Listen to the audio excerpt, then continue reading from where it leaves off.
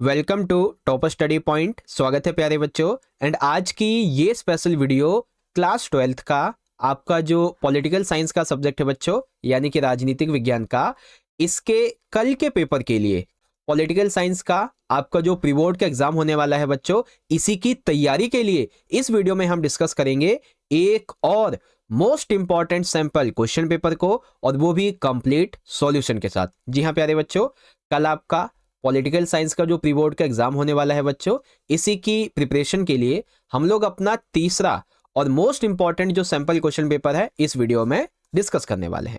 ठीक है, इससे पहले मैंने आपको 2 सैंपल पेपर ऑलरेडी सॉल्व करके समझा दिए हैं। आज हम अपने तीसरे पेपर को डिस्कस करने वाले हैं। ठीक है, यहाँ पे आई बटन में आपको मैं एक प्लेलिस्ट का लिंक दे दूंगा बच्चों, जिसमें जो भी हम आपको सैंपल पेपर करवा रहे हैं पॉलिटिकल साइंस के, वो सारे के सारे देखने को मिल जाएंगे। तो आप वहां से जाके तैयारी अपनी और अच्छी कर सकते हो। ठीक है, तो यहाँ पे आप देख सकते हैं बच्चों, आज की इस वीडियो का जो हमारा सबसे पहला खंड है, खंड ए, जिसमें हमारे 12 एमसीक्यू आने वाले हैं, वो यहाँ से शुरू हो गया। ठीक है, तो आपसे एक छोटी सी रिक्वेस्ट है कि आप सभी बच्चे भी इन एमसीक्यू क्वेश्चन का जो आंसर है, मेरे आंसर देने से पहले अपने मन ही मन जरूर आंसर करें। ठीक है, उसको उत्तर देने की कोशिश करें, और जब ये वीडियो या फिर ये सेक्शन खत्म हो जाएगा तो आप मुझे अपना स्कोर जो है ना कमेंट बॉक्स में जरूर कमेंट करें कि आपने 12 में से कितने के राइट आंसर दिए, और 1-2 क्वेश्चन भी मैं आपसे पूछूंगा, उसका भी आंसर करना है। ठीक है, चलो। और ये तो हिंदी मीडियम में यहाँ पे हो गया, और इंग्लिश मीडियम में आप देख सकते हैं यहाँ पे रहेगा, तो दोनों मीडियम के बच्चों के लिए रहने वाला है, तो टेंशन मत लो, दोनों को समझाऊंगा। ठीक है, देखो पहला क्वेश्चन जो है वो इस तरीके से रहेगा कि निम्नलिखित घटनाओं को कालक्रम के अनुसार व्यवस्थित कीजिए, यानी कि कौन सी घटना पहले घटी, फिर कौन सी ये देखना है। ठीक है, तो चलो बच्चों देखते हैं। सबसे पहला है भारत द्वारा वैश्वीकरण को अपनाना। तो कब अपनाया भारत ने वैश्वीकरण को बच्चों? 1991 में अपनाया था। ठीक है, वैश्वीकरण कह लीजिए, उदारीकरण कह लीजिए, या फिर ये कह लीजिए भारत ने एकांतवास खत्म किया, ये भी कह सकते हो। ठीक है, इसके अलावा विश्व सामाजिक मंच की पहली बैठक कब हुई? विश्व सामाजिक मंच को हम बोलते हैं बच्चों WSF। तो इसकी पहली बैठक जो है, ये पहली बैठक की अगर हम यहाँ पे बात करें तो ये हुई थी बच्चों 2001, और जगह का नाम भी बता देता हूं, पोर्ट अलगेरे।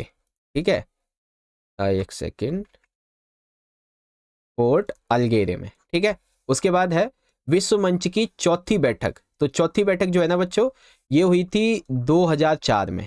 ठीक है, 2004 में, और कहां पे हुई थी बच्चों? भारत, और भारत में कहां पे बच्चों? मुंबई। ठीक है, ये हो गया। और सबसे आखिरी विश्व व्यापार संगठन की सिएटल में आयोजित बैठक, तो ये हुई थी 1991 में।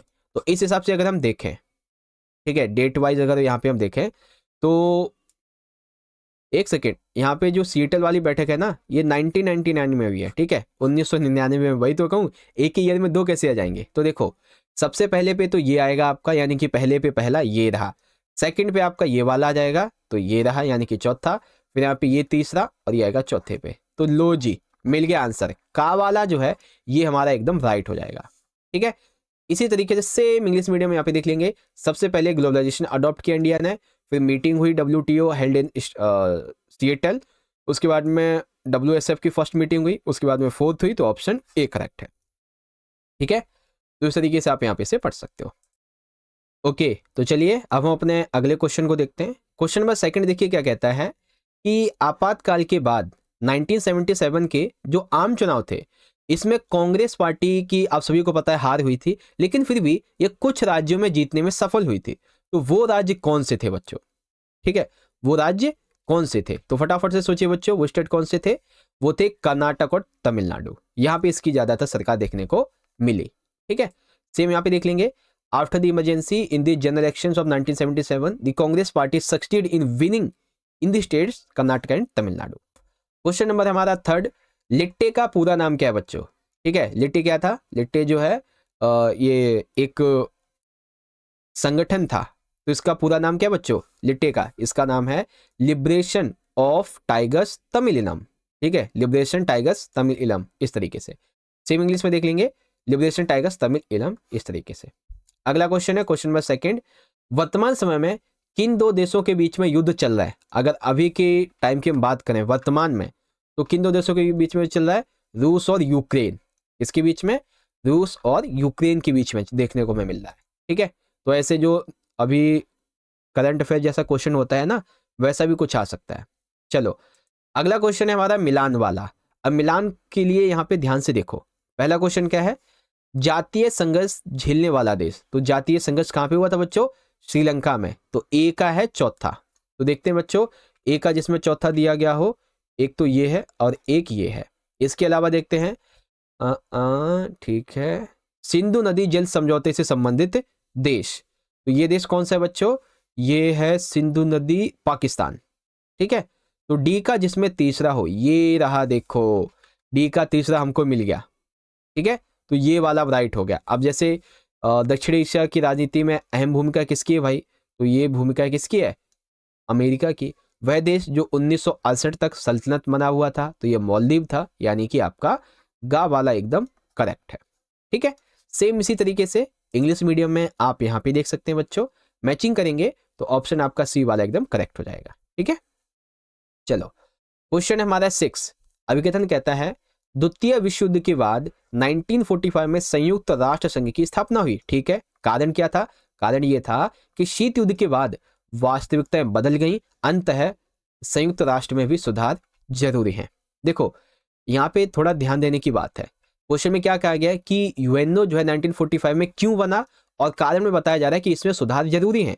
तो हम क्या बोलेंगे, हम ये बोलेंगे बातें दोनों सही हैं, लेकिन कारण में कहीं ये नहीं बताया गया कि यूएनओ आखिर बना क्यों। शांति स्थापना के लिए बना था, ठीक है, और देशों के बीच में सहयोग बढ़ाने के लिए बना था। कारण में तो ऐसा बताया नहीं है, तो क्या बोलेंगे, हैं तो दोनों बातें हमारी सही, लेकिन यहाँ पे आज जो है वो एक ही व्याख्या नहीं कर रहा है। ठीक है, तो खा वाला यानी कि ऑप्शन जो आपका इसका बी वाला होगा ना, एक्सप्लेनेशन नहीं है, तो दोनों ठीक करेक्ट, बट एक्सप्लेनेशन नहीं है, तो बी हो जाएगा।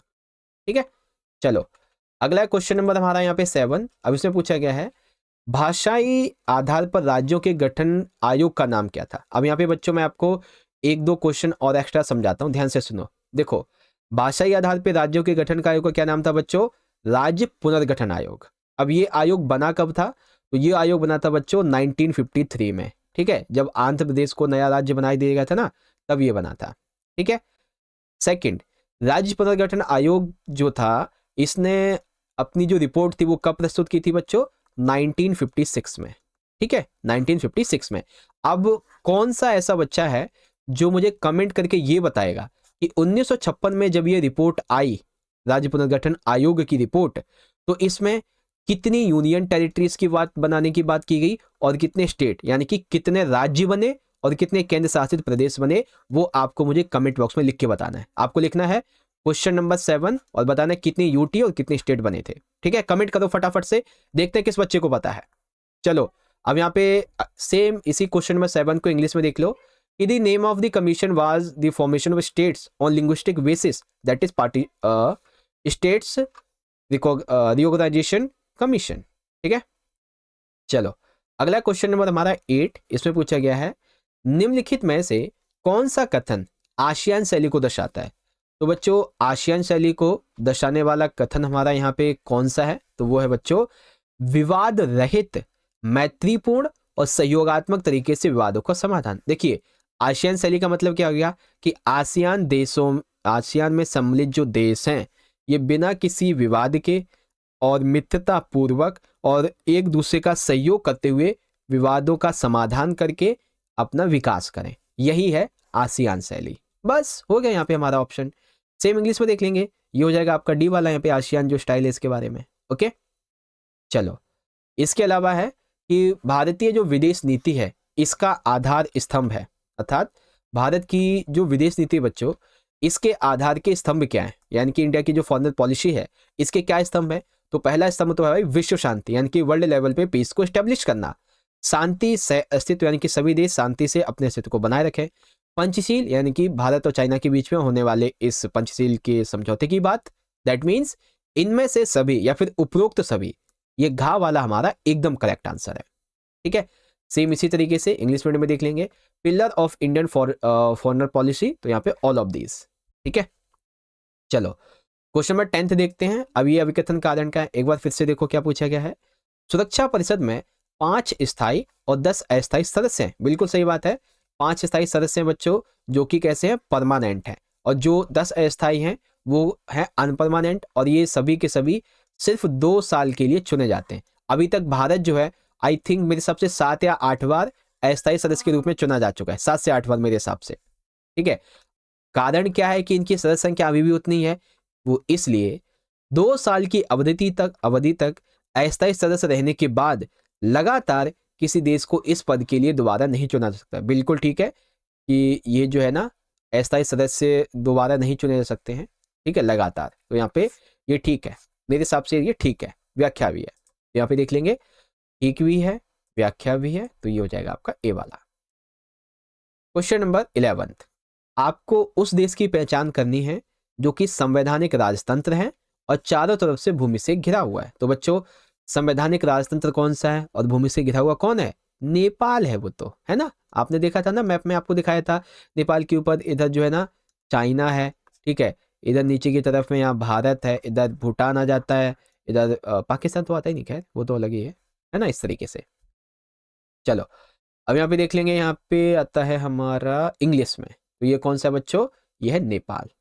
अब यहाँ पे हमारा एक और एमसीक्यू है कि 6 दिसंबर 1992 में इनमें से कौन सी घटना घटी थी? तो 6 दिसंबर 1992 को कौन सी घटना घटी थी बच्चों? बाबरी मस्जिद का विध्वंस हुआ था, बाबरी मस्जिद को गिरा दिया गया था। ठीक है, इस तरीके से। तो खा वाला जो है हमारा, ये ऑप्शन यहाँ पे करेक्ट हो जाएगा। ओके बच्चों, सेम इसी को इंग्लिश मीडियम में देखना चाहो तो यहाँ पे आ जाएगा, डिमोलिशन ऑफ बाबरी मस्जिद is the event awkward on 6 दिसंबर 1992। अब आप सभी ने जिन जिन एमसीक्यू को अभी मैंने करवाया, इनके जो भी आपने आंसर दिए हैं, आप यहाँ पे मैच कर सकते हो। अब आप मुझे सारे के सारे बच्चे अपना स्कोर जो है, स्कोर कमेंट बॉक्स में बताओ, 12 में से आपने कितने के एकदम राइट आंसर दिए।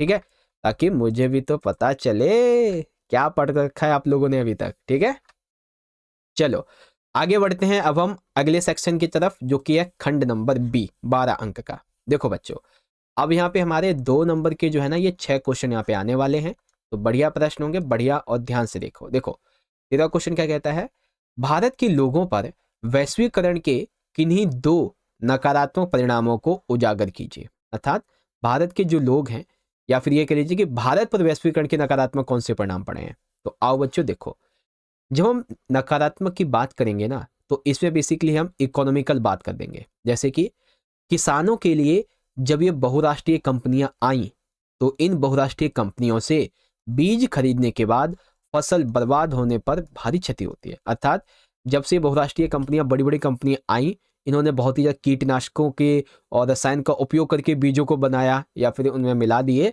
और किसानों को बेचा। इसकी वजह से उनकी फसल बर्बाद होती जा रही थी और उनको बहुत ज़्यादा नुकसान पहुंच रहा था। इवन अब बहुराष्ट्रीय निगम है, बड़ी बड़ी कंपनियां हैं, तो सिंपल सी बात है, छोटी छोटी कंपनियां थी, छोटे दुकानदार थे, कुटीर उद्योग थे, उनकी आजीविका संकट में आ गई। क्योंकि आप एक खुद एग्जांपल लीजिए, एक कंपनी है बहुत बड़ी, करोड़ों का टर्नओवर है, और एक छोटा सा कुटीर उद्योग है। अब ये कंपनी किसी एक, मान लीजिए पेन है, उस पेन को बेच रही है 10 रुपए में, और जहाँ पे इसकी लागत आ रही है मात्र 5 रुपए, और ये मुनाफा कमा रही है इस पे 5 रुपए इस पेन पे। ठीक है, वहीं सेम पेन ये कुटीर उद्योग बनाते हैं, इसको, इनकी लागत आती है 6 या 7 रुपये मान लीजिए। ठीक है, और इनको बनाने में लगते हैं 1 घंटे 2 घंटे, जबकि बड़ी कंपनियां उस पेन को बनाने में मात्र 1 से 2 मिनट का समय लेती हैं, क्योंकि बड़ी मशीन है।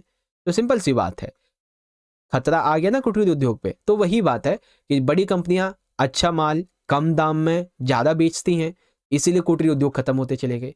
तो इससे भारत का रोजगार ना, इकोनॉमिकल कंडीशन भारत की खराब होने लगी। बस हो गया आंसर।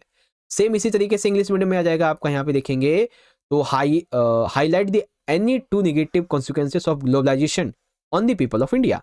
कौन कौन से यहाँ से पढ़ लीजिए। चलो अगला बच्चों, सत्ता के समकालीन केंद्र से क्या अभिप्राय है? यानी कि जब हम बात करते हैं सत्ता के समकालीन केंद्र, तो हम इसमें क्या कहते हैं? तो हम इसमें कहते हैं कि सोवियत संघ के विभाजन के बाद विश्व में अमेरिका का वर्चस्व कायम हो गया। यानी कि जब 1991 में यूएसएसआर डिसइंटीग्रेट हुआ, तो पूरे विश्व में अमेरिका का वर्चस्व कायम हुआ, या फिर कह लीजिए अमेरिका को टक्कर देने वाला कोई नहीं था। ठीक है, कुछ देशों के संगठनों का और राष्ट्रों का उदय सत्ता के नए केंद्र के रूप में हुआ। यानी कि कुछ देश जो सोवियत संघ की तरह ही पावरफुल बने, कुछ नए नए संगठन उभर के आए। ठीक है, अब इन संगठनों में मान लीजिए अमेरिका का एक तो नाटो पहले से ही था। ठीक है, इसके अलावा यूरोपीय यूनियन उभर के आया 1992 में। ठीक है, फिर आसियान तो खैर पहले से ही था। ठीक है, सार्क वगैरह ये सारी चीज आने लगे। ये संगठन और राष्ट्र अमेरिका के प्रभुत्व को सीमित करते हैं, क्योंकि संगठन और राष्ट्र राजनीतिक और आर्थिक रूप से शक्तिशाली होते हैं। तो ये होता है सत्ता के समकालीन केंद्र का मतलब।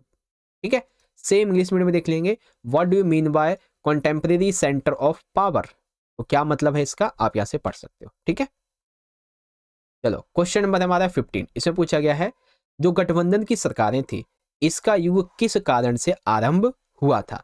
तो किस वजह से यह युग आरंभ हुआ था। तो गठबंधन सरकारों का युग कई कारणों से आरंभ हुआ, जिनमें क्षेत्रीय दलों का उभार और राष्ट्रीय पार्टियों की कमजोरी महत्वपूर्ण कारक है। यानी कि गठबंधन की सरकार को जो युग था वो कई कारणों से शुरू हुआ, जिसमें जो छोटे छोटे क्षेत्रीय दल थे ये उभरने लगे और राष्ट्रीय पार्टियां जो थी वो कमजोर पड़ने लगी। ये दो रीजन है। ठीक है, अब इनको एक्सप्लेन कैसे करोगे। तो पहले क्षेत्रीय दलों का उभार, अर्थात ये देखा गया कि कई क्षेत्रों में विशेष पहचान और मूल्यों के आधार पे जो क्षेत्रीय दल थे इनका उभार हुआ। यानी कि जो आप सिंपल सी बात है, किसी एरिया का पॉलिटिकल पार्टी है, ठीक है, तो उसकी वहां पे विशेष पहचान है, विशेष मूल्य होंगे, तो इसी वजह से उसका उभार हुआ। यह दल अपने क्षेत्रों में मजबूती प्राप्त करते रहे और अकेले ही सीटें जीत पाने में कमजोर राष्ट्रीय पार्टियां के साथ मिलकर सरकार बनाने का अवसर प्रदान करती है। यानी कि देखो, किसी एक एरिया की जो पार्टी है वो अपने एरिया में बहुत पावरफुल है, वो उससे पता है कि वो वहीं से जीतेगी, तो उस छोटी पार्टी ने क्या किया, जो नेशनल लेवल की पार्टी थी या फिर स्टेट लेवल की जो पार्टी थी उसके साथ में अलाइन कर लिया। ठीक है, उसके साथ में मिल गई और फिर राष्ट्रीय सरकार बनाने के लिए मतलब अवसर उसे मिला। फिर आता है राष्ट्रीय पार्टी की कमजोरियां, अर्थात कई बार नेशनल लेवल की जो पार्टियां हैं वो अपने स्थानीय प्रबंधन में कमजोर हो जाती हैं और उन्हें अपने ही क्षेत्र में चुनौती का सामना करना पड़ता है। इससे वे क्षेत्रीय दलों के साथ मिलकर सरकार बनाने का समर्थन करना चाहती हैं। ये चीजें हैं। ठीक है, तो क्षेत्रीय दलों का उभार और राष्ट्रीय पार्टियों की कमजोरियां ही इसके उभार का कारण बनी गठबंधन की सरकारों का। क्योंकि अब गठबंधन की सरकार का मतलब क्या हो गया, जहां पे किसी को स्पष्ट बहुमत ना मिले, ठीक है, फिर दो या दो से अधिक जो पार्टियां वो मिलकर सरकार बनाए। अब ये कब होगा, जब पूर्ण बहुमत मिलेगा ही नहीं। तो यही था गठबंधन युग का प्रारंभ। ठीक है, आगे यहाँ पे कि वो what started the era of coalition government, तो क्या था बच्चों, इसके बारे में आप यहां से पढ़ सकते हो, सारी चीजें लिखी हुई है। ठीक है, चलो क्वेश्चन 16, आसियान के संस्थापक देशों का नाम लिखिए। तो आसियान की स्थापना बैंकॉक घोषणा पत्र पर हस्ताक्षर करके 1967 में हुई। अब इसकी स्थापना करते समय टोटल थे इसमें 5 देश शामिल। कौन कौन से, इंडोनेशिया, मलेशिया, फिलीपींस, सिंगापुर और थाईलैंड। इसके अलावा ब्रुनई, दारुसलाम और भी इसमें 3-4, मतलब टोटल बाद में 5 और ऐड हुए थे। ठीक है, फिर 1970 के दशक में चीन ने कौन से 2 नीतिगत निर्णय लिए। तो सबसे पहला 1972 में अमेरिका से इसने राजनीतिक व आर्थिक संबंध बनाए, या फिर ये कह लो कि चाइना ने अपना एकांतवास 1972 में खत्म किया। एकांतवास इसने अपना खत्म किया 1972 में।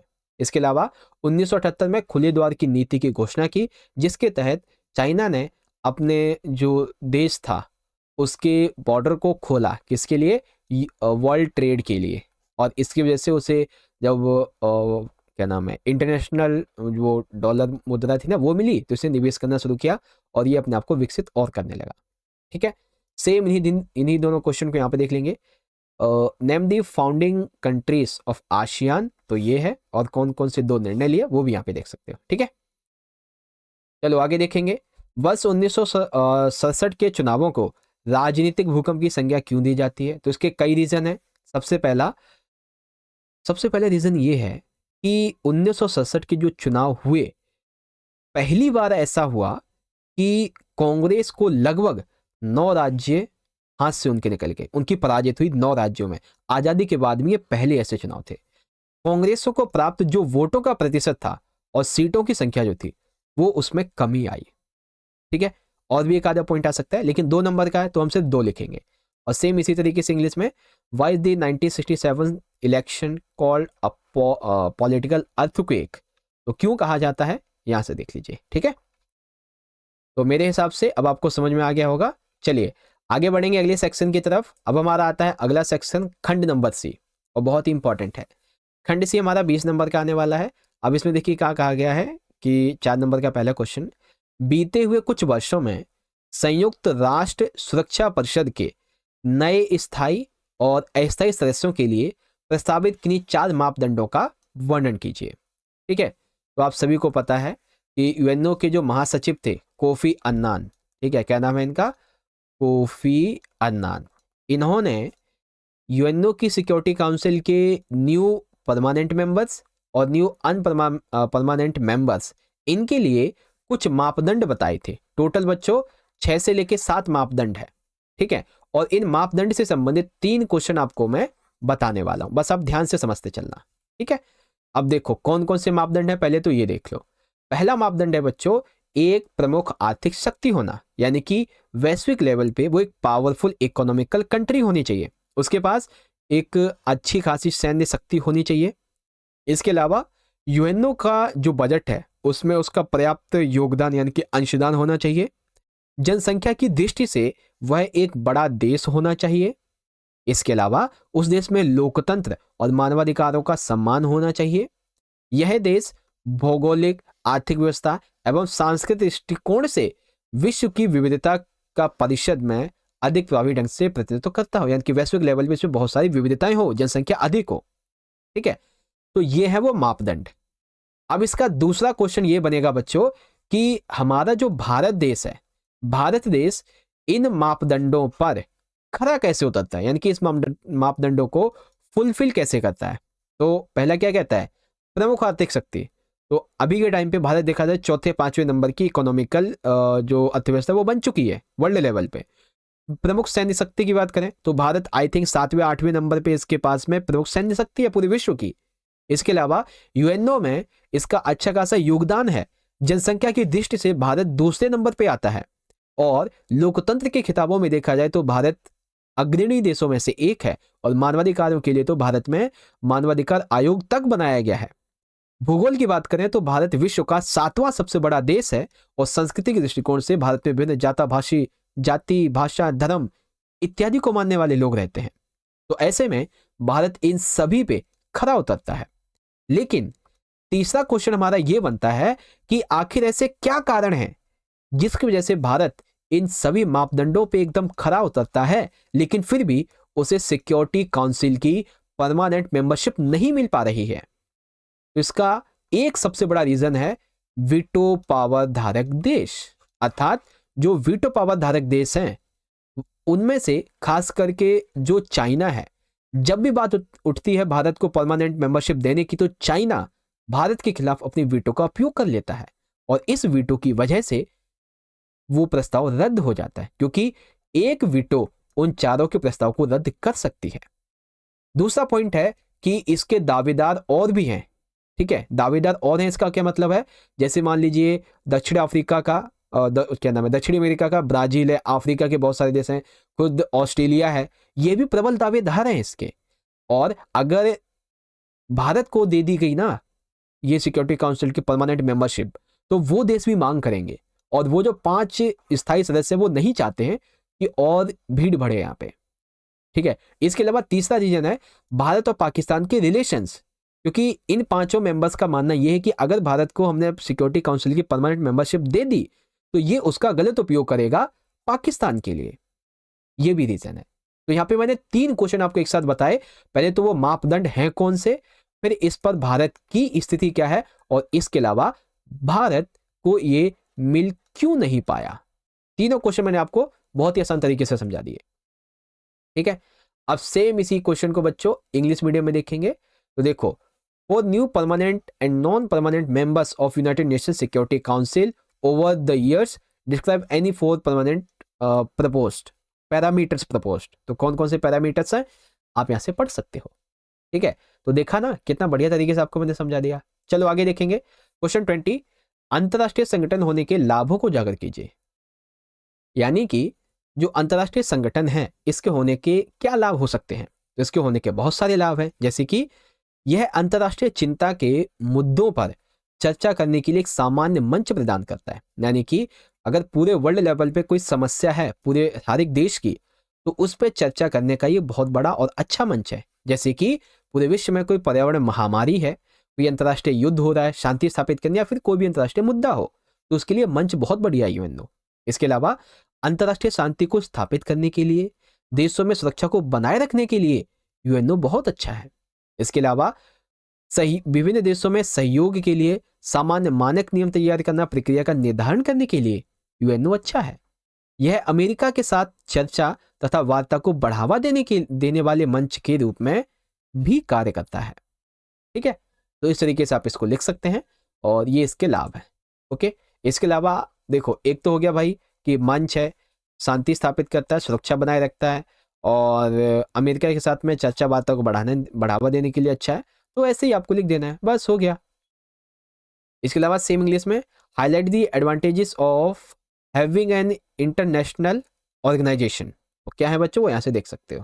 ठीक है, चलो क्वेश्चन नंबर 21, बहुत बढ़िया प्रश्न है बच्चों, कि भारत में भाषा के आधार पे राज्यों के पुनर्गठन को न्यायोचित ठहराने के पक्ष में कोई एक उपयुक्त तर्क दीजिए।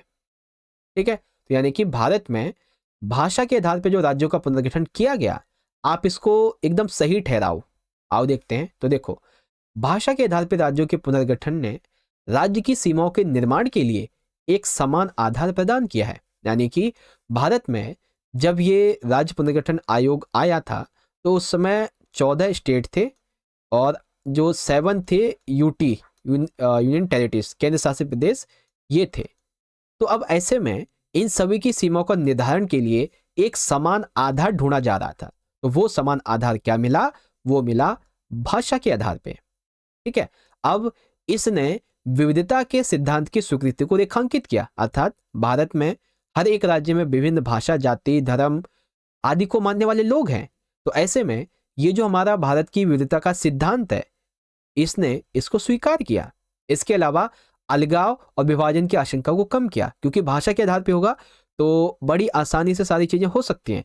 तो इससे ना तो देश से अलग होने की बात होगी, ना ही तो देश के टूटने की बात होगी। इसके अलावा राजनीति और सत्ता में भागीदारी का रास्ता अब छोटे से अंग्रेजी भाषी अभिजात तबके के लिए नहीं, अपितु अन्य लोगों के लिए भी खुल चुका था। यानी कि भाषा के आधार पर राज्यों को जब पुनर्गठन किया जाएगा तो इससे पॉलिटिकली जो लोगों की भागीदारी है वो सिर्फ उन लोगों की नहीं होगी जो अंग्रेजी भाषा बोलते होंगे, बल्कि अब सभी के लिए रास्ता खुल चुका है। अब इससे लोकतंत्र की एक प्रक्रिया के रूप में देखा जाने लगा। तो ये है वो तर्क जिससे हम ये न्यायोचित गठन को ठहरा सकते हैं कि भारत में भाषा के आधार पर राज्यों का पुनर्गठन सही हुआ। ठीक है, अब सेम इन्हीं क्वेश्चंस को इंग्लिश मीडियम में देखेंगे। तो ये रहा, देखो आपका, in favour justifying the reorganisation of state on the basis of linguistic या फिर language in India, give one suitable argument. तो दीजिए एक सुटेबल आर्गुमेंट यहां से पढ़ के। ठीक है, चलो अगला है क्वेश्चन नंबर हमारा 21 का अथवा वाला। ठीक है ना, अभी हमने देखा था ना, ये रहा देखो 21 का, इसमें अथवा दिया गया है कि शक्ति संतुलन क्या है, कोई देश इसे कैसे कायम करता है। तो शक्ति संतुलन क्या होता है बच्चों, देखो शक्ति संतुलन यानी कि बैलेंस ऑफ पावर या फिर पावर बैलेंस। तो ये वह व्यवस्था है जिसमें निरंतर प्रयास ये रहता है कि कोई देश अधिक शक्तिशाली बनकर वर्तमान संतुलन को बिगाड़ ना दे। ठीक है, दरअसल देखो शक्ति संतुलन का एक मेन पॉइंट ऑफ व्यू ये होता है बच्चों कि जो भी एक पावरफुल देश है, ठीक है, आपको ना मैं एक छोटा सा एग्जांपल देता हूं तब आप समझोगे अच्छे से। रुको, रुक जाओ, अभी आपको बताता हूं ढंग से और अच्छे से। ठीक है, जैसे देखो अभी हम भारत की बात कर लेते हैं। ठीक है, तो ये है हमारा भारत। तो भारत की जो पड़ोसी देश है, लाइक यहाँ पे पाकिस्तान है, ठीक है, इधर चाइना है। ठीक है, चाइना वैसे इसमें हम नहीं लेंगे, यहाँ पे हम नेपाल कंसीडर करेंगे। ठीक है, नेपाल है, इधर यहाँ पे ये बांग्लादेश है, मैं नाम लिख देता हूँ एक बार, और इधर नीचे की तरफ में है यहाँ पे श्रीलंका। तो अब शक्ति संतुलन का मतलब ये बनता है बच्चों कि ये जो जितने भी छोटे छोटे देश हैं, ठीक है, इन छोटे छोटे देशों को ना अपने आसपास के बड़े देश जैसे कि इन सभी को भारत से हमेशा ये डर बना रहता है कि कहीं भारत उनके ऊपर हमला ना कर दे, आक्रमण ना कर दे, कहीं उनके बाजारों को हड़प ना ले। ठीक है, कहीं उनके ही देश को आक्रमण करके हड़प ना ले, उनके बॉर्डर को ना कब्जा ले। ठीक है, तो ऐसे में नेपाल, बांग्लादेश, श्रीलंका, पाकिस्तान, कि भारत के साथ में बड़े प्यार से बात करेंगे, मान सम्मान से बात करेंगे। होता नहीं कि एक आपने कहावत सुनी होगी कि क्या नाम है, वो छुरी वाली जो कहावत होती है, मन में कुछ और कुछ और, मौका मिलते ही छुरी भोंकना, कुछ ऐसा है ना। तो वही बात है यहाँ पे। तो शक्ति संतुलन का मतलब क्या होता है कि एक कमजोर देश जिसको अपने पावरफुल कंट्री से, जिससे भी खतरा है, उसके साथ में अच्छे संबंध बना के अपने आप को पावरफुल बनाते रहना, धीरे धीरे करके पावरफुल बनाते रहना। इसके लिए वो अपने आप को इकोनॉमिकल पावरफुल बनाएगा, ठीक है, अपने आप को सैन्य के रूप में पावरफुल बनाएगा, टेक्नोलॉजिकल पावरफुल बनाएगा। बस इसी को शक्ति संतुलन बोलते हैं, और ये तब तक होता रहेगा जब तक कि वो अपने आप को पावरफुल नहीं बना लेता है। ठीक है, तो आ जाओ इसको देखते हैं। तो यहाँ पे क्या आ जाएगा बच्चों, अपनी सैन्य शक्ति को बढ़ा के, अर्थात एक देश अपनी सैन्य शक्ति को बढ़ाकर शक्ति संतुलन कायम कर सकता है। सैन्य शक्ति उसकी सुरक्षा की गारंटी प्रदान करने में मदद करता है और उसे आत्मनिर्भर भी बना सकती है। इसके अलावा आर्थिक और प्रौद्योगिकी की ताकत बढ़ाकर, यानी कि एक देश अपनी आर्थिक और प्रौद्योगिकी ताकत को बढ़ाकर भी शक्ति संतुलन कायम कर सकता है। यह उसे विभिन्न क्षेत्रों में स्वायत्तता प्राप्त करने और अन्य लोगों के साथ साक्षरता साझा करने की भी क्षमता प्रदान करता है। ठीक है, तो इस तरीके से आपका ये पॉइंट था। तो आशा करता हूं आप समझ गए होंगे शक्ति संतुलन क्या है, कैसे स्थापित किया जाता है। सेम इंग्लिश में देख लेंगे, what is the balance of power या फिर power balancing and how does a country establish it. तो by increasing a military power and by increasing economic and technological strength. ठीक है, चलो आगे देखते हैं। क्वेश्चन नंबर हमारा 22, इसमें पूछा गया बच्चों, अब हमारा देखिए क्वेश्चन नंबर 22 क्या कहता है, 1977 में कांग्रेस पार्टी की पराजय के किसी एक कारण का विश्लेषण कीजिए। बच्चों 1977 में कांग्रेस पार्टी की पराजय का, हार होने का, चुनाव हार जाने का एक ही सबसे बड़ा कारण है और वो है आपातकाल। ठीक है, तो अब इसको कैसे लिखोगे, तो बच्चों आपातकाल के दौरान जो ज्यादतियां हुई, ठीक है, जो जो इंदिरा गांधी जी के द्वारा किया गया था उन्हीं को आपको लिख देना है और वही इसका रीजन बन जाएंगे। ठीक है, तो आपातकाल के दौरान क्या हुआ था बच्चों, आपातकाल के दौरान कांग्रेस के द्वारा सत्ता का दुरुपयोग किया गया।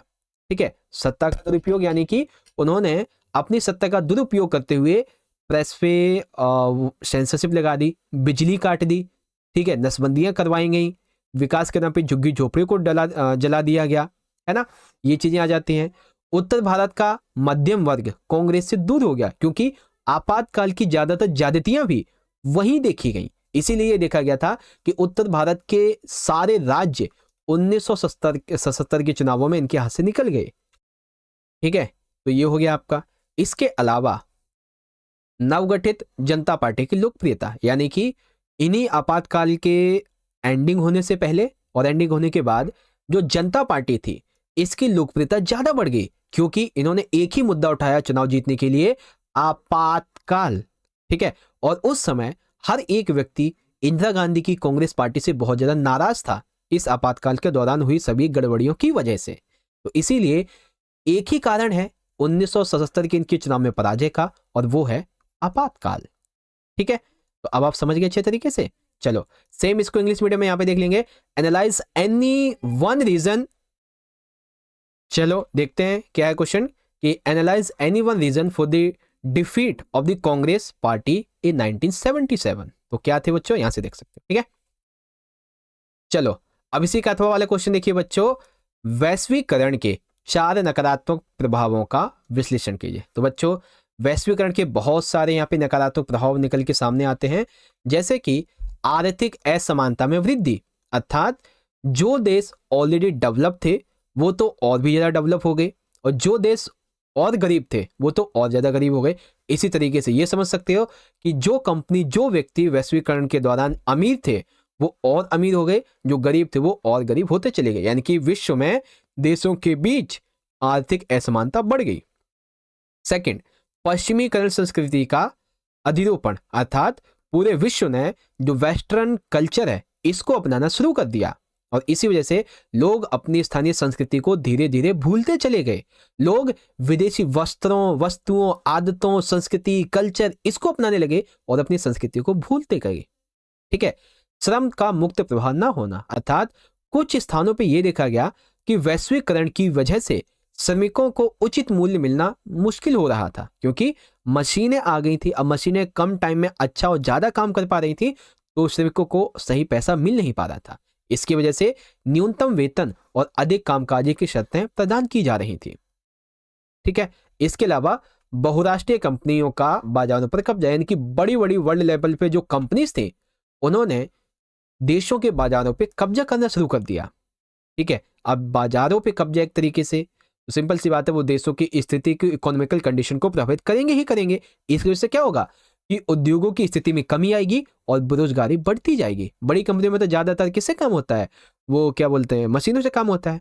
इसके अलावा पांचवा पॉइंट आप ये डाल सकते हैं कि वैश्वीकरण की वजह से एक कंट्री की, एक देश की जो पॉलिटिकली उसकी इमेज होती है, कहीं तो वो पावरफुल हुई है और कहीं तो बहुत ज्यादा नेगेटिविटी उसमें आई है, नकारात्मक आया है उसमें परिवर्तन।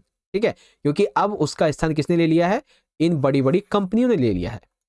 ठीक है, तो वैश्वीकरण के ये हैं कुछ नकारात्मक परिणाम। आप सेम इसी तरीके से देखेंगे इंग्लिश में, analyse any 4 negative effects of globalisation. तो यहाँ पे फर्स्ट है increase in economic inequality, imposition of Western culture, no free flow of labor, capture of markets by MNCs and इसके बाद में अच्छा, अब हमारा अगला क्वेश्चन आएगा क्या? हाँ चलो अगला क्वेश्चन देख लेते हैं। ओके तो चलिए अब हम डिस्कस करते हैं अगले क्वेश्चन को। क्वेश्चन नंबर 23 क्या कहता है, ऐसे कोई 4 कारक उजागर कीजिए जो संयुक्त राष्ट्र सुरक्षा परिषद में भारत की स्थायी सदस्यता के दावे को उचित ठहराते हैं। अरे ये क्वेश्चन तो आपको मैं करवा चुका हूं, 4 नंबर का जो हमारा पहले क्वेश्चन था ना, मापदंड वाला, वही वाला करवा तो चुका हूं आपको, लेकिन फिर भी एक बार आप रिवीजन कर लो। देखो मापदंड में सही उतरता है, पहला है भारत दुनिया का सबसे बड़ा लोकतांत्रिक देश है, जनसंख्या की दृष्टि से दूसरा बड़ा देश है जिसमें 1/5 आबादी यानी कि तकरीबन 18 से 20% आबादी भारत में रहती है पूरे विश्व की। भारत ने यूएनओ को नियमित वित्तीय योगदान भी दिया है, विश्व में एक उभरती हुई अर्थव्यवस्था है और भारत ने यूएनओ के सभी प्रयासों में भाग लिया है, संयुक्त राष्ट्र के आह्वान पर अपनी सेना भी भेजी है। इसके अलावा भारत जो है एक लोकतांत्रिक देश है, मानवाधिकारों का सम्मान है। ठीक है, विदेश नीति में शांति से अस्तित्व की बात है, ऐसी बहुत सारी बातें हैं। ठीक है ना, तो ऐसे आप लिख सकते हो। सेम इसको इंग्लिश वर्ड में देखेंगे, highlight any 4 factors that India has the UN security council has in the. तो यहाँ पे देख लीजिए, ये पॉइंट आप पढ़ सकते हो। ठीक है, चलिए यहाँ पे आप देख सकते हैं बच्चों, आज की इस वीडियो का जो हमारा पहला खंड और इस पेपर का चौथा खंड डी या फिर खंड घ कह सकते हो, ये 12 अंक का जो आता है यहाँ से शुरू हो जाता है। ठीक है, अब इसमें पहला क्वेश्चन देखो बच्चों, हमें गद्यांश वाला दिया गया है, इसे पढ़ना है और फिर इससे संबंधित प्रश्नों के उत्तर देने हैं। ठीक है, तो गद्यांश कुछ इस तरीके से आपका टेबल में रहेगा और हम इसको पढ़ते हैं। देखिए क्या कहा गया है, देखो संयुक्त राष्ट्र संघ में थोड़ी कमियां हैं, लेकिन इसके बिना दुनिया और बदहाल होगी, यानी कि दुनिया जो है उसमें बहुत सारी जो अव्यवस्था है वो फैल जाएगी। आज विभिन्न समाजों और मसलों के बीच आपसी तार जुड़ते जा रहे हैं, इससे पारस्परिक निर्भरता का नाम दिया जाता है। इसे देखते हुए ये कामना करना कठिन है कि संयुक्त राष्ट्र संघ जैसे संगठन के बिना विश्व के 7 अरब से भी ज्यादा लोग कैसे रहेंगे।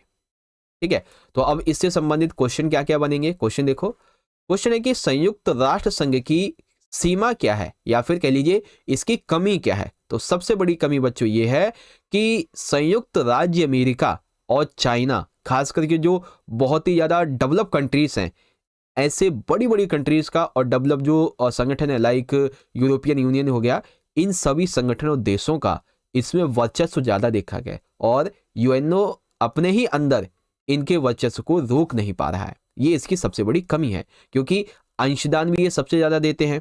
ठीक है, अगर इन्होंने यूएनओ से अपना हाथ हटा लिया ना, ठीक है, तो ऐसे समझ लो कि यूएनओ की आर्थिक नींव हिल जाएगी, पॉलिटिकली भी नींव हिल जाएगी उसकी। तो वही बात यहाँ पे है। ठीक है, अगला उपयुक्त गद्यांश में ये एक शब्द अभी हमने देखा, पारस्परिक निर्भरता। तो पारस्परिक निर्भरता का क्या मतलब होता है बच्चों, इसका मतलब होता है कि विश्व में सभी देशों की पारस्परिक निर्भरता हो। इसका मतलब क्या हो गया, मतलब ये कि सभी देश एक दूसरे के साथ मिलकर विकास करें, किसी को कोई परेशानी हो तो सभी मिलकर उसके खिलाफ कदम उठाएं। ठीक है ना, ये चीज।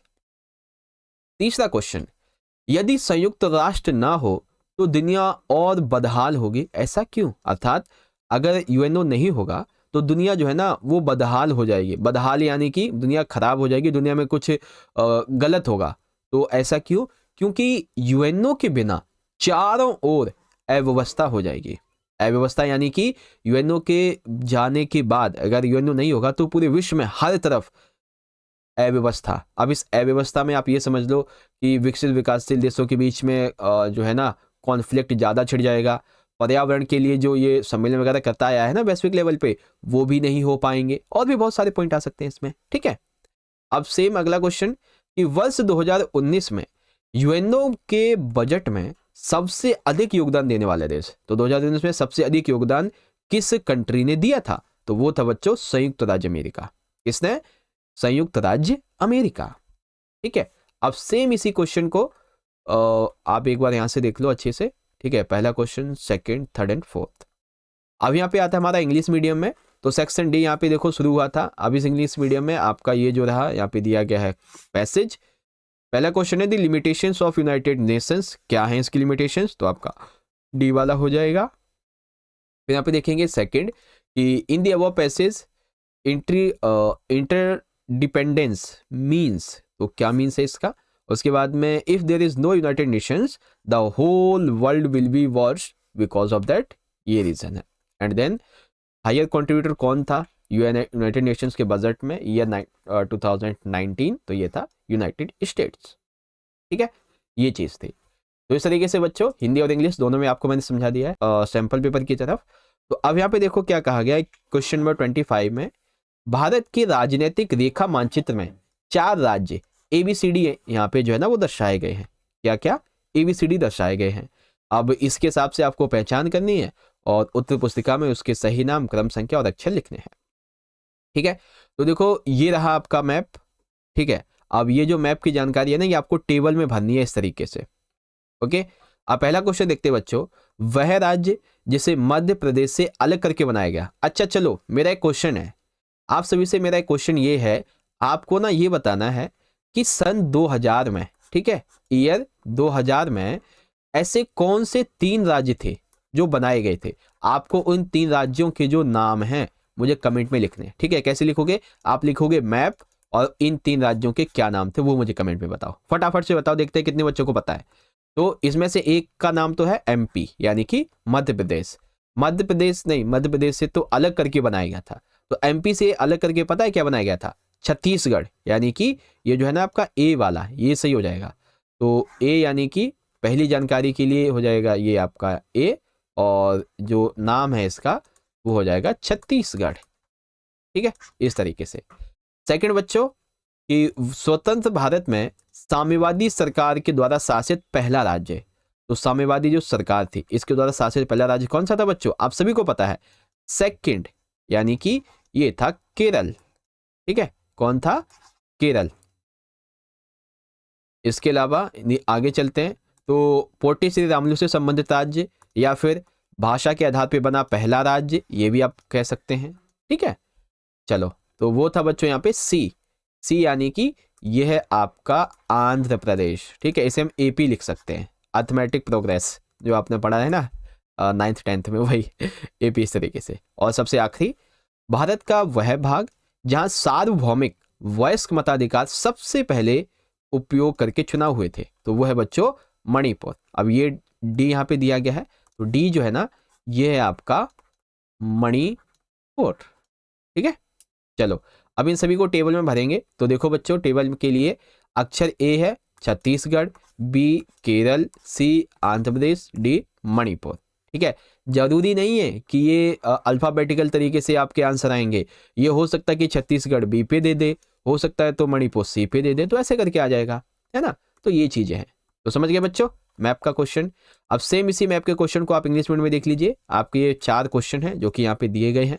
इसी जानकारी के हिसाब से आपको यहाँ पे देखना है और जब आप इसे सॉल्व करेंगे तो आपका आंसर ये आएगा, ठीक है।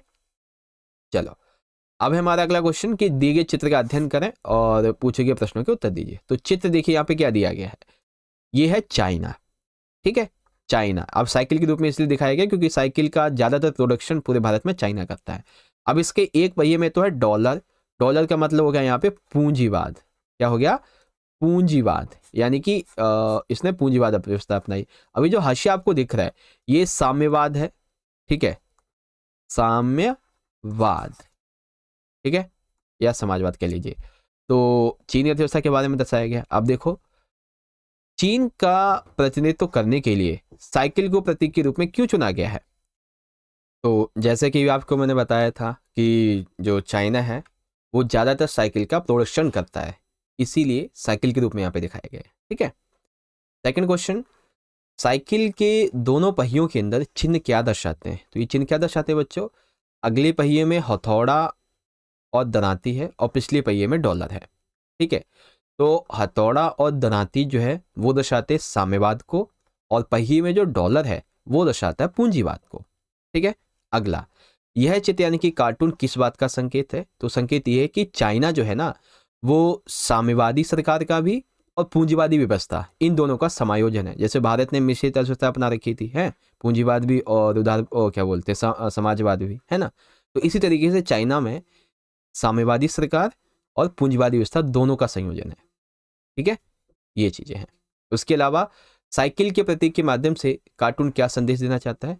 तो साइकिल के प्रतीक के माध्यम से कार्टून ये संदेश देना चाहता है कि चाइना जो है ये साम्यवाद और पूंजीवाद दोनों को एक साथ अपनाता है, दोनों को एक साथ लेके चलता है, ठीक है, तभी विकास कर पा रहा है।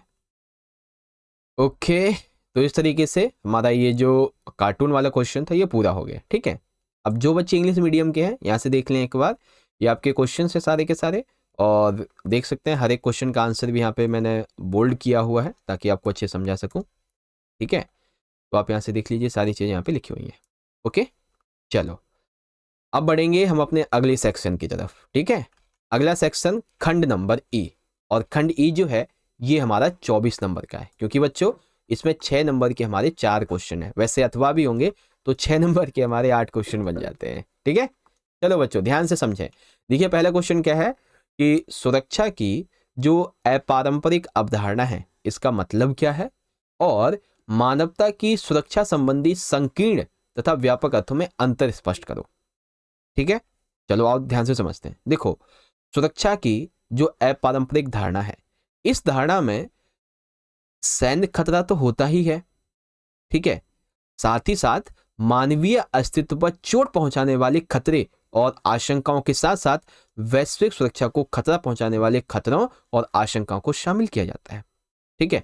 तो अपारंपरिक धारणा क्या हो गया कि इसमें विभिन्न देशों को सैन्य खतरा तो होता ही होता है, इसी के साथ साथ उन्हें अपने देश में अपने देश के लोगों के अस्तित्व को चोट पहुंचाने वाले जो खतरे हैं, जैसे कुछ आंदोलन हो गए, ठीक है, सांप्रदायिकता हो गई, अलगाववादी हो गया, या विभिन्न देशों के द्वारा उनका विरोध करना, ठीक है, जिससे किसी देश को बहुत ज्यादा नुकसान पहुंचे, या फिर वैश्विक लेवल पे आतंकवाद, ठीक है, मानवाधिकारों का हनन होना, शरणार्थियों की समस्या, खास करके भारत में ऐसा देखा गया, ठीक है, वैश्विक गरीबी आ जाता है, वैश्विक ताप वृद्धि आ जाता है, वैश्विक पर्यावरण प्रदूषण आ जाता है। तो ये सभी क्या है, ये सुरक्षा की अपारंपरिक अवधारणा में आता है। पारंपरिक में क्या होता है बच्चों, पारंपरिक में ना कोई भी जो सुरक्षा की अवधारणा है ना ये किसी देश तक ही सीमित होती है केवल, लेकिन अपारंपरिक में क्या होती है कि ये देश के भीतर, देश के बाहर, हर जगह की बात होती है, ठीक है। अब बारी आती है कि मानवता की सुरक्षा से संबंधित संकीर्ण अवधारणा और व्यापक। संकीर्ण में क्या होता है, संकीर्ण में इस अवधारणा में मनुष्य को हिंसक खतरों अर्थात जो खून खराबा है इससे बचाया जाना, और व्यक्तियों और समुदायों को अंदरूनी खून खराबे से बचाना। सिंपल सी बात है। संकीर्ण अवधारणा यानी कि संकीर्ण का मतलब हो जाता है छोटी अवधारणा, ठीक है, किसी देश के लेवल पे। तो देश के लेवल पे मनुष्य को यानी कि नागरिकों को देश के हिंसक खतरों से बचाना, खून खराबे से बचाना, ठीक है। और इसमें आप एक दो पॉइंट ये भी ऐड कर सकते हो कि उनका विकास करना, देश में अलगाववाद को समाप्त करना, सांप्रदायिकता को खत्म करना, ठीक है, और धार्मिक तौर पे जो राजनीति करते हैं उसको भी खत्म करना, ये भी इसमें शामिल है, ठीक है। लेकिन जब हम व्यापक की बात करते हैं, व्यापक अवधारणा, तो इसमें हम बात करते हैं वैश्विक लेवल की भी, ठीक है। इस अवधारणा में संपूर्ण मानवता यानी कि हर एक व्यक्ति को, चाहे किसी भी देश का हो, उसे खतरों से बचाना, जैसे कि अकाल पड़ना, महामारियां आ जाना, कोई प्राकृतिक आपदा आ जाए, तो ऐसे में उन सभी की सुरक्षा करना, और वो भी हर एक व्यक्ति की, ये कहलाता है व्यापक अवधारणा, ठीक है। तो मेरे हिसाब से जहां तक मुझे लगता है आपको क्वेश्चन समझ में आ चुका होगा। सुरक्षा की अपारंपरिक अवधारणा से क्या अभिप्राय है। ठीक है, अब इसके अथवा वाले क्वेश्चन देखते हैं बच्चों। शॉक थेरेपी की प्रमुख विशेषताओं का वर्णन करो। बच्चों सबसे पहले तो आप समझो कि शॉक थेरेपी है क्या। तो देखो, सबसे पहली बात, जब यूएसएसआर का विघटन हुआ, ठीक है, इसके कगार पे था इसका विघटन, ठीक है ना, तो उस टाइम पे देशों ने कहा कि हम भाई साम्यवाद को छोड़ के हम अपनाएंगे पूंजीवाद। ठीक है, क्या अपनाएंगे? पूंजीवाद अपनाएंगे, क्योंकि साम्यवादी सरकार में देखा गया, साम्यवादी व्यवस्था में, कि देश विकास नहीं कर पा रहे हैं। ठीक है, तो यूएसएसआर के सभी गणराज्यों ने और भी बाकी कंट्रीज ने क्या अपनाया? पूंजीवाद। साम्यवाद से पूंजीवाद की तरफ, ठीक है, अपनी अर्थव्यवस्था को बदलना या फिर ये कह लीजिए आघात पहुंचाकर उपचार करना ही शॉक थेरेपी कहलाता है। अब इसमें विशेषता क्या है? इसकी पहली विशेषता है कि इसमें मिल्कियत का जो प्रमुख है वो निजी स्वामित्व होगा, अर्थात जो भी मिल्कियत होगी यानी कि जो संपदा होगी वो सभी संसाधन किसके होंगे? निजी स्वामित्व के अंडर में होंगे, यानी कि हर व्यक्ति के अपने होंगे।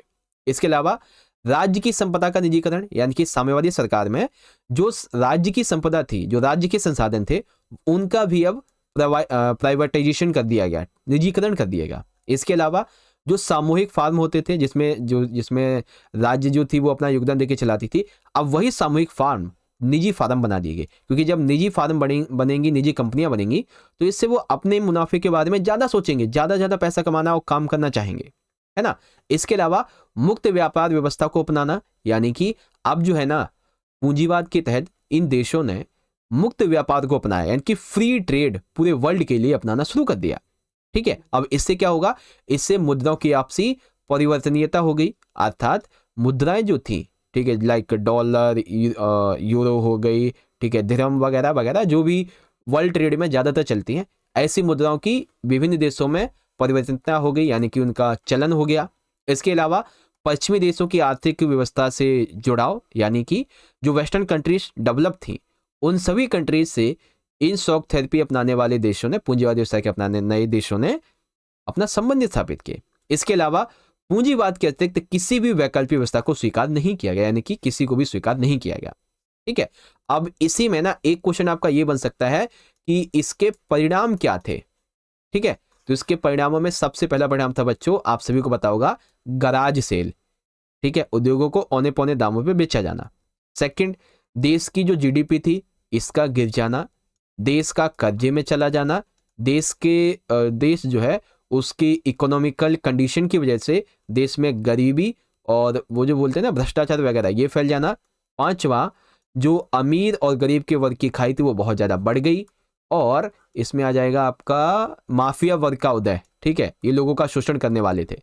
और एक ये आ जाएगा कि जिन्होंने भ्रष्टाचार का विरोध किया ना, उन्हें मौत के घाट उतार दिया गया, और बाकी जो थे जिन्होंने स्वीकार किया वो मतलब फिर डर में उन्होंने वहाँ पे जिंदगी बिताई, कुछ ऐसे। ठीक है, तो ऐसे करके आप शॉक थेरेपी की प्रमुख विशेषताओं को बता सकते हो।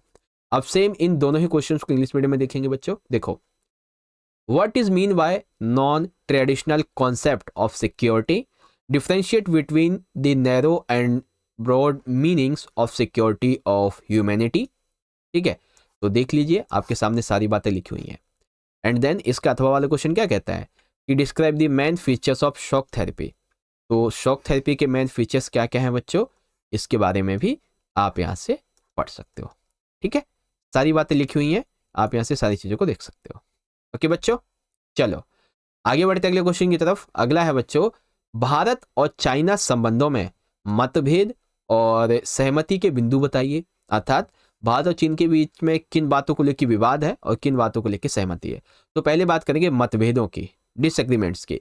पहला मतभेद है सीमा विवाद, अर्थात भारत और चीन के बीच में सीमा पर विवाद है, जिसमें कई क्षेत्रों में आपसी सीमा की स्थिति का मतभेद है, जैसे कि डोकलाम समस्या 2017 डोकलाम समस्या ने सीमा पर तनाव को बढ़ा दिया, लेकिन बाद में इन दोनों देशों में समझौता किया और समस्या को सुलझाया गया। इसके अलावा आप बता सकते हैं कि अरुणाचल प्रदेश की जो बॉर्डर की सीमा है नेफा, उसको लेकर भारत चाइना के बीच में विवाद है, घुसपैठ को लेकर विवाद होती रहती है। ठीक, सेकंड पॉइंट है पाकिस्तान के समर्थन में समस्या, अर्थात भारत जो है ना वो कहता है कि चाइना के रिश्ते पाकिस्तान के साथ में बहुत ज़्यादा हैं और चाइना पाकिस्तान की मदद से भारत में जो है ना वो कॉन्फ्लिक्ट या फिर आतंकवादी हमले करवाता रहता है, इस वजह से तनाव बढ़ गया। इसके अलावा तिब्बत विवाद आ जाता है, चीन और भारत के बीच में तिब्बत को लेकर भी विवाद था। क्यों था भाई? क्योंकि भारत और चाइना ने कर रखा था पंचशील समझौता, ठीक है, और इसके तहत किसी भी राजनीति मतलब एक दूसरे की राजनीति में, अंदरूनी राजनीति में कोई हस्तक्षेप करेगा नहीं। लेकिन चाइना कहता है कि तुमने दलाई लामा को भारत में शरण दी है तो ये पंचशील समझौते का उल्लंघन है, ये हमारा काम, ये हमारा आपसे मैटर है, तुमने क्यों टांग अड़ाई बीच में, है ना? जबकि शरण तो खुद दलाई लामा ने मांगी थी यहाँ पे आके, और इसकी वजह से दोनों के देशों के बीच में विवाद देखने को मिलता है। और भी बहुत सारे पॉइंट आ जाते हैं, ठीक है, व्यापार नहीं करने देता ढंग से, और रहे एक आधे पॉइंट। अब बारी आती है सहमति की। सहमति में बहुत ही छोटे हैं लेकिन 2 पॉइंट हैं। पर्यावरण मुद्दों पर सहमति, अर्थात भारत और चाइना ने पर्यावरण के मुद्दों पर सहमति जताई है, अर्थात जैसे मान लीजिए वन्य जीव संरक्षण के लिए, जलवायु परिवर्तन हो तो उसके लिए, और उसका सामना करने के लिए भी साझा दुनिया में योजना बनाई है। इसके अलावा आर्थिक सहयोग बढ़ाने पर सहमति, दोनों देशों ने आर्थिक सहयोग और व्यापार में सहमति जताई है, यानी कि दोनों देश जो है ना वो एक दूसरे की इकोनॉमिकल जो कंडीशन है उसको बढ़ाने में मदद कर रहे हैं, ट्रेड में भी मदद कर रहे हैं एक दूसरे की। भारत से अगर आप देखेंगे जितने भी भारत में इलेक्ट्रॉनिक गैजेट्स उठते हैं 80 से 90% सबका जो इम्पोर्ट है वो कहाँ से आता है? चाइना से किया जाता है, ठीक है। इसके अलावा चीन और भारत के बीच में साझा व्यापार और निवेश की संभावना को बढ़ाने के लिए कई समझौते हुए, यानी कि दोनों ने एक दूसरे के साथ में ज़्यादा से ज़्यादा व्यापार करने के लिए, ठीक है, और निवेश को बढ़ाने के लिए बहुत सारे समझौते वगैरह भी किए हैं, है ना? ये चीज़ें हैं। बस यहाँ पे पता है एक विवाद का मुद्दा ये भी आ जाएगा, सहमति तो हो गया, विवाद का मुद्दा एक ये भी आ जाएगा अगर आप लिखना चाहें तो, कि जो यूएनओ की सिक्योरिटी काउंसिल है, जब भी इसमें बात उठती है भारत को परमानेंट मेंबरशिप की, तो चाइना अपनी वीटो का उपयोग कर लेता है। इसको लेकर भी भारत की नाराजगी है चाइना के प्रति कि क्यों नहीं देना चाहता है ये हमें सिक्योरिटी काउंसिल की परमानेंट मेंबरशिप। तो ये भी पॉइंट है एक, है ना? तो ऐसे करके आप लिख सकते हो, ठीक है बच्चों। तो ये हो गया आपका 28 क्वेश्चन। अब इसके अथवा वाले क्वेश्चन को देखते हैं।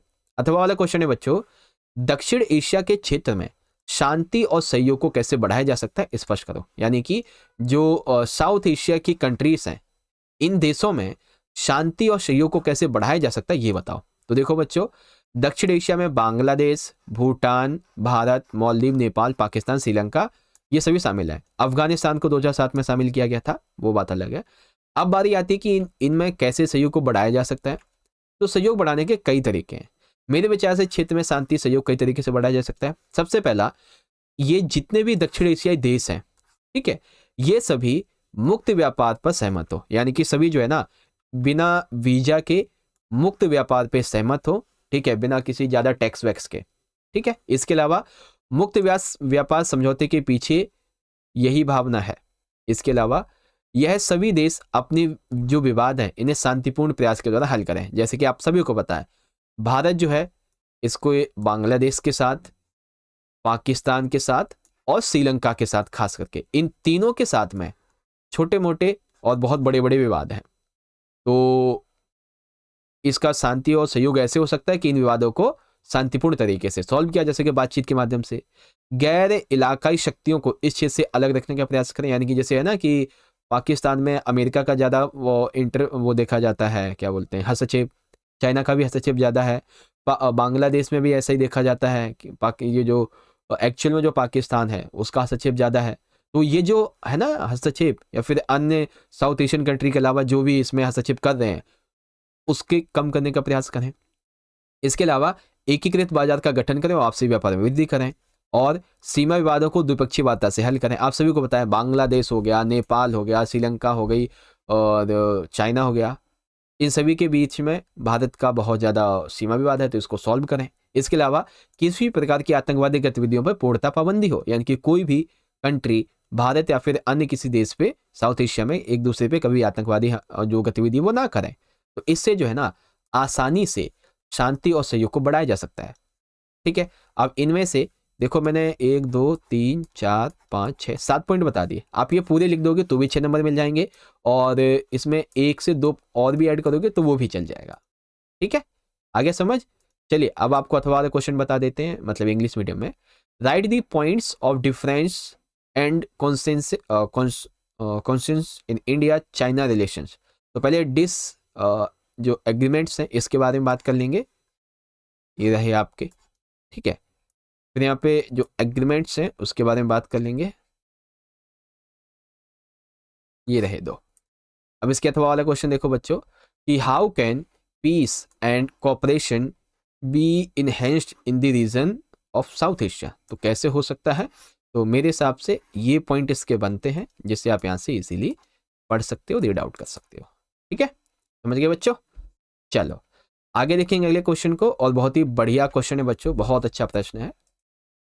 देखो क्वेश्चन ये है बच्चों कि चीन की आर्थिक नीतियों के नकारात्मक प्रभावों की व्याख्या करो। अर्थात आपको सभी को पता है कि सबसे पहले चाइना ने 1972 में अमेरिका के साथ में, यूनाइटेड स्टेट्स के साथ में अपने संबंध को बना के इसने अपना एकांतवास खत्म किया। फिर इसने 1978 में ओपन डोर पॉलिसी, खुले द्वार की नीति अपनाई, जिसके तहत इसने अपने बाजारों को पूरे विश्व के लिए खोल दिया।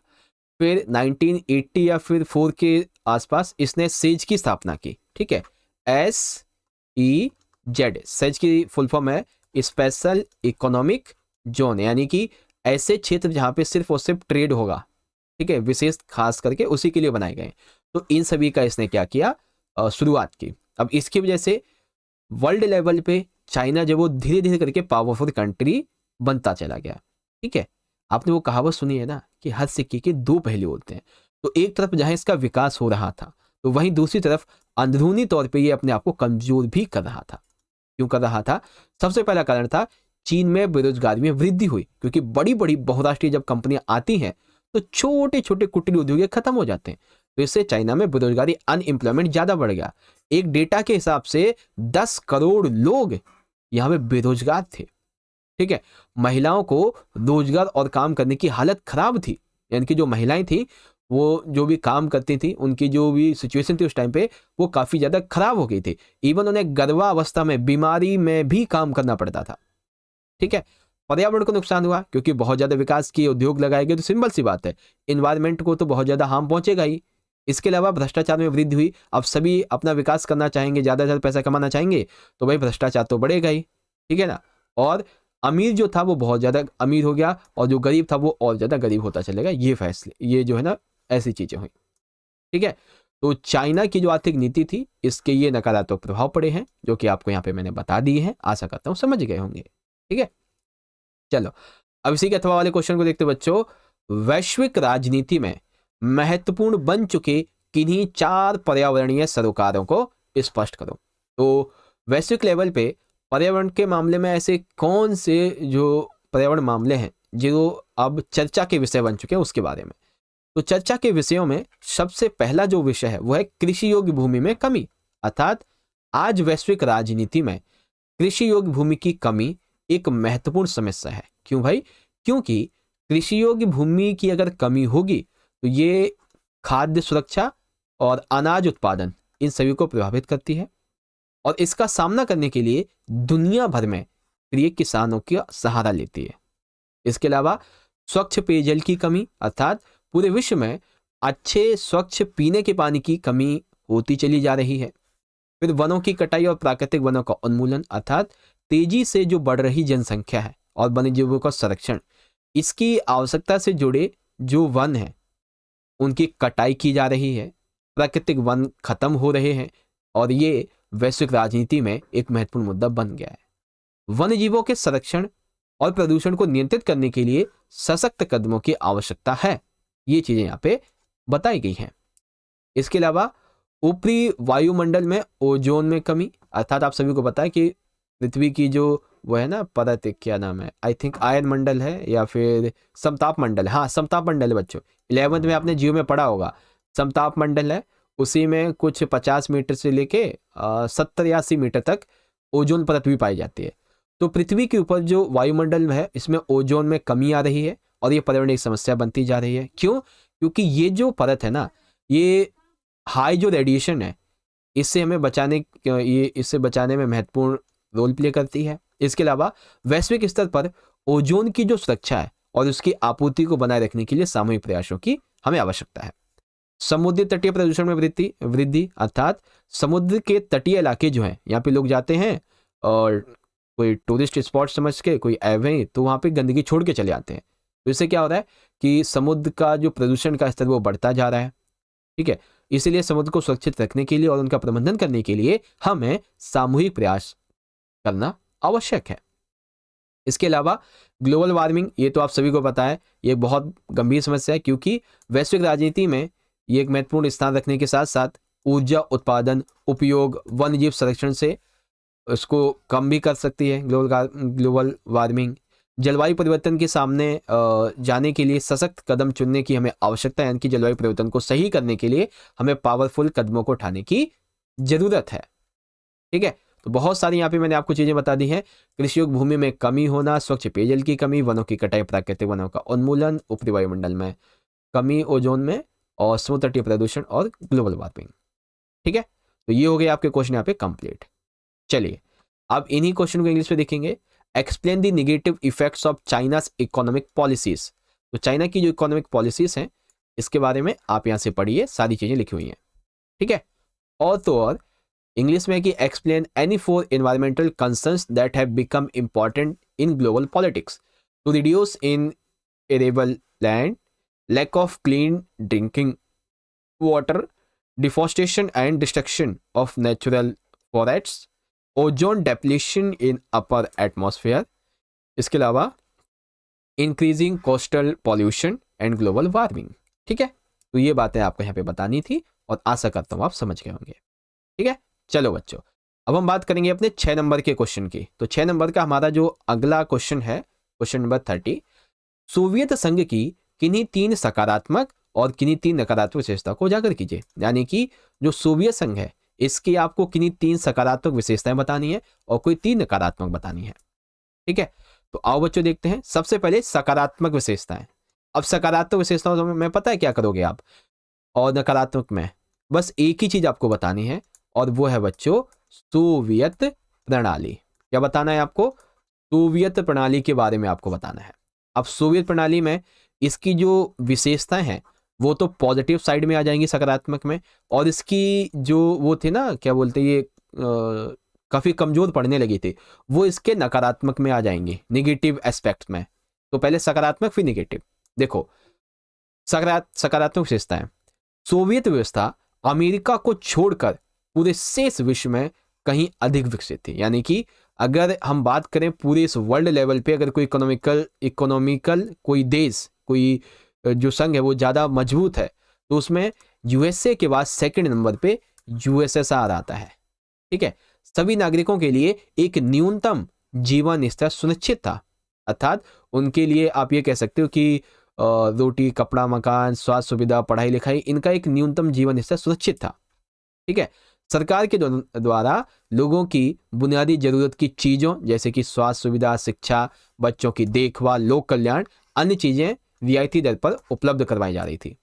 ठीक है, और इसको हम एक बार और थोड़ा ढंग से समझते हैं। आपको मैं एक बार दिखाऊं, देखो, अगर आप ढंग से समझना चाहते तो यहां से देख लो। सोवियत प्रणाली की विशेषताएं हैं, पहली, विकास योजनाबद्ध था, अर्थात सोवियत संघ अमेरिका के बाद दूसरी ऐसी सबसे बड़ी महाशक्ति थी, विकसित अर्थव्यवस्था थी, जिसका विकास योजनाबद्ध था और राज्य के नियंत्रण में था। उन्नत घरेलू उपभोक्ता उद्योग थे, पिन से लेकर कार, हवाई जहाज तक ये स्वयं उत्पादन करते थे। विशाल ऊर्जा संसाधन थे, खनिजों में देखें तो तेल, लोहा, इस्पात वगैरह और मशीनरी उत्पाद भी इसके पास अवेलेबल थे। ठीक है, परिवहन काफी उन्नत था। ठीक है, संचार प्रणाली काफी अच्छी थी, कहा जा सकता है कि बेरोजगारी बहुत कम थी या फिर थी ही नहीं। ये इसकी विशेषताएं हो गई। अब यही प्रणाली जो है वो आगे चल के कमजोर पड़ने लगी। तो कमजोर पड़ने के क्या कारण थे? सबसे पहला कारण होगा बच्चों, व्यवस्था थी सत्तावादी और नौकरशाही का कड़ा शिकंजा था। अर्थात जो सोवियत प्रणाली थी ये थी सत्तावादी, यानी कि इस पे पॉलिटिकल पार्टी का ज्यादा हाथ था, इसीलिए इस पे नौकरशाही का शिकंजा कसता चला गया। लोकतंत्र की कमी और अनेक क्षेत्रों में स्वतंत्रता का ना होना, यानी कि अगली कमी क्या हो गई, लोगों को यहाँ पे लोकतंत्र पूरी तरीके से मिला नहीं था, और साथ ही बहुत सारे क्षेत्रों को लोगों को स्वतंत्रता दी ही नहीं थी। यानी यहां तक कि लोकतंत्र का चौथा स्तंभ मीडिया, इसको सेंसरशिप लगा रखी थी इस पे। ठीक है, केवल एक दलीय व्यवस्था थी। लगभग 70 सालों तक एक ही पार्टी ने शासन किया, जो कि थी कम्युनिस्ट पार्टी। पार्टी के द्वारा लोगों की भावना और अपेक्षाओं की अवहेलना करना, अर्थात पार्टी जो थी वो अपने में शामिल 15 जो गणराज्य थे इनकी अवहेलना करते हुए सिर्फ और सिर्फ एक गणराज्य की दाद सुनती थी और वो था रूस, और यही इसका फिर वो बना उत्तराधिकारी। ठीक है, साथ ही इन 15 गणराज्यों ने ये नाराजगी भी जताई कि जो सत्ता का केंद्रीकरण है वो है मॉस्को में, ये मॉस्को में ना करके किसी अन्य जगह पे किया जाए क्योंकि उनके लिए रिस्की था। तो ये भी एक इसकी निगेटिव वो एस्पेक्ट में आ जाता है। समझ गए ना बच्चों, सुबह सिंह की सकारात्मक विशेषता और नकारात्मक आसानी से। चलो अब अथवा में देख लेते हैं, भारत एवं बांग्लादेश के बीच असहयोग के क्षेत्र की चर्चा करें। तो देखो इसमें क्या करना है, भारत और बांग्लादेश के बीच में असहयोग या फिर कह लीजिए विवाद के जो क्षेत्र हैं वो हमें बताने हैं। तो देखो ढाका, भारत को प्राकृतिक गैस निर्यात ना करने का फैसला, जिस कारण से दोनों देशों के बीच में विवाद देखने को मिलता है। अर्थात जो ढाका है, ढाका, ठीक है, ये भारत को प्राकृतिक गैस निर्यात ना करने का फैसला सुनाता है। ठीक है, अब ये कैसे, क्योंकि जो म्यांमार है ना, म्यांमार जिसे आज हम पहले इसे बर्मा कहते थे, आज म्यांमार करें, तो म्यांमार से ना एक गैस पाइपलाइन जो है वो भारत आनी है। ठीक है, अब इस बीच में पड़ता है बांग्लादेश, तो बांग्लादेश कहता है कि हम इस गैस का निर्यात होने ही नहीं देंगे, पाइपलाइन जाने ही नहीं देंगे। तो इससे जो है विवाद देखने को मिलता है। अगर ये गैस पाइपलाइन भारत आ गई ना तो गैस बहुत सस्ती मिलेगी, चाहे वो ईंधन की हो, चाहे वो क्या बोलते हैं जो गाड़ियों में यूज की जाती हो। ठीक है, भारतीय सेना को पूर्वोत्तर भारत में जाने के लिए बांग्लादेश के रास्ते का प्रयोग करना पड़ता है, लेकिन बांग्लादेश रास्ते का प्रयोग करने से मना करता है, जिस कारण से दोनों देशों में विवाद देखने को मिलता है। अर्थात अगर भारत को पूर्वोत्तर कंट्रीज में जाना है, जैसे मान लीजिए वो क्या नाम था आपका, आसियान कंट्रीज हो गई, जितनी भी 10-12 हैं, इधर जाना है तो भारत को ना बांग्लादेश के रास्ते का उपयोग करना पड़ेगा, लेकिन बांग्लादेश कहता है हम जाने ही नहीं देंगे। इसके अलावा भारत जो है ना, ये विरोधी इस्लामी कट्टरपंथी जमातों का समर्थन करना और बांग्लादेश को द्वारा ये किया जाता है, जिसके कारण से दोनों देशों के बीच विवाद में मिलता है। अर्थात भारत जो है ना वो कहता है कि बांग्लादेश विश्व इस्लामी कट्टरपंथी जमात का समर्थन करता है, उन्हें शरण देता है, इसकी वजह से विवाद है। गंगा और ब्रह्मपुत्र नदी जो है इसको लेकर आपस में दोनों के बीच में विवाद है। और साथ ही बांग्लादेश सरकार भारत की सरकार पर चटगांव पर्वतीय क्षेत्र में विद्रोह को हवा देने, अर्थात बांग्लादेश में एक गांव है चटगांव, तो बांग्लादेश सरकार कहती है कि भारतीय सरकार यहाँ पे जो है ना हमारी अंदरूनी समस्या में दखल दे रही है। साथ ही बांग्लादेश के प्राकृतिक गैस में सेंधमारी करने और व्यापार में बेईमानी करने का आरोप लगाती है। यानी कि बांग्लादेश की सरकार कहती है कि भारत जो है ना ये बांग्लादेश के प्राकृतिक गैस में सेंध लगाने वाली, यानी कि चोरी करने वाली है या फिर कुछ और गलत करने वाली है।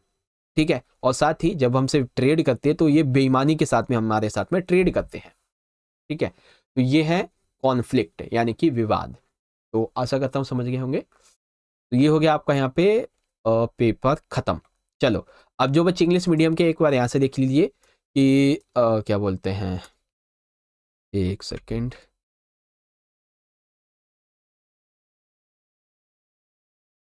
हाँ, highlight any 3 positive and 3 negative characters of the Soviet union system. पहले पॉजिटिव फीचर्स की बात आ जाएगी, तो पॉजिटिव फीचर्स के बारे में आप यहाँ से देखिए और नेगेटिव फीचर्स के बारे में आप यहाँ पे देख सकते हैं। अब बात करते हैं इसके अथवा वाले की। तो अथवा में क्या था बच्चों, discuss the area of non cooperation या फिर डिस्प्यूट, ठीक है, बिटवीन इंडिया एंड बांग्लादेश। तो ये पॉइंट है और यहाँ पे आप इजीली इन सभी को पढ़ सकते हो, जो कि यहाँ पे मैंने बता दिए हैं। ठीक है, अब इसके अलावा जो हमारा सबसे पहला पेपर आपको मैंने करवाया है उसमें कुछ क्वेश्चन मैंने आपको करवा रखे थे, वो आपको मैं एक बार दिखा देता हूँ अगर आप देखना चाहें तो। जैसे कि ये क्वेश्चन है कि स्वतंत्र भारत में अनेक समस्याओं से ये चुनौतियों से घिरा हुआ था, किन्हीं 3 को बताइए। तो इसमें सिंपल सा आपको जो है ना भारत के समग्र जो 3 बड़ी चुनौतियां थी इसके बारे में बताना था। जैसे कि एकता के सूत्र में बांधना, लोकतंत्र को स्थापित करना और साथ ही साथ समूचे समाज का विकास करना, ये कुछ थे। ठीक है, और स्वतंत्र भारत में रजवाड़ों के विलय की समस्या को लेके हमें बताना था। तो ये भी देखो मैंने अच्छे तरीके से समझा रखा है। कुछ एग्जाम्पल दिए थे मैंने आपको, जैसे कि मणिपुर रियासत का और हैदराबाद रियासत का विलय कैसे हुआ इस बारे में। ठीक है, चलो आगे देखते हैं।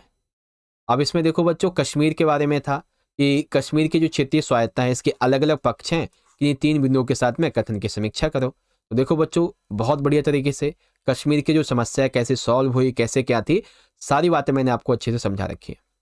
ठीक है, इसके अलावा भारत के विभिन्न भागों में उठने वाली जो क्षेत्रीय मांगे हैं, कोई 3 बतानी थी, तो एक मैंने आपको द्रविड़ आंदोलन के बारे में बता रखा है ऑलरेडी, ठीक है। फिर सिक्किम का विलय कैसे हुआ ये आपको बता रखा है, और साथ ही साथ जो गोवा मुक्ति संग्राम है ये भी आपको मैं बता रखा हूँ, ठीक है। तो ऐसे करके मैंने आपको बहुत अच्छी से सारी चीज़ें समझाई हुई हैं। ओके बच्चों, पिछले 40 मिनट के अंदर आप सभी ने मेरे साथ मिलके अपने क्लास 12th के पॉलिटिकल साइंस के प्री बोर्ड के एग्जाम के लिए, जो कि कल होने वाला है, इसके लिए अपना तीसरा सैंपल पेपर बहुत अच्छे से यहाँ पे सॉल्व करके समझ लिया है, ठीक है। अब आप सभी को सबसे पहले तो आपके क्लास 12 के पॉलिटिकल साइंस के कल के प्री बोर्ड एग्जाम के लिए मेरी तरफ से आप सभी प्यारे प्यारे बच्चों को ऑल द बेस्ट। सारे बच्चे अच्छे से पेपर करके आना।